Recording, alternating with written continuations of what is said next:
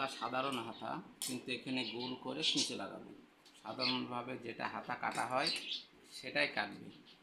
তারপরে এখানে গোল করে কেটে নিলাম। কেটে নেওয়ার পরে তাহলে এইভাবে হাতা। এখন কী করব, এখানে একটা পটি লাগাবো। পটি লাগিয়ে ভিতরে একটা কাপড় নিয়ে উপরে চারিদিকে সেলাই করে নিলাম। তারপরে এই চারিদিক কেটে কাপড়টা উল্টিয়ে নিতে হবে।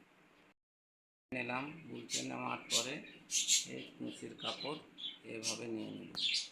কুঁচির কাপড় এভাবে নিয়ে সোজা দিকে চারিদিকে একটা চাপ সেলাই দিয়ে নিই। মাঝখানের ডিজাইনটা হয়ে গেল। তারপরে এখানে একটা পাইপিং লাগাবো, এখান থেকে ধরে সোজা একটা সেলাই দিয়ে নেব। এখন এখানে এভাবে নিয়ে এর উপরটা চাপ সেলাই দেব। তোমরা ইচ্ছা করলে এখানে একটা পাইপিংও দিতে পারো। কমপ্লিট। এভাবে আপনারা হাতা করতে পারেন।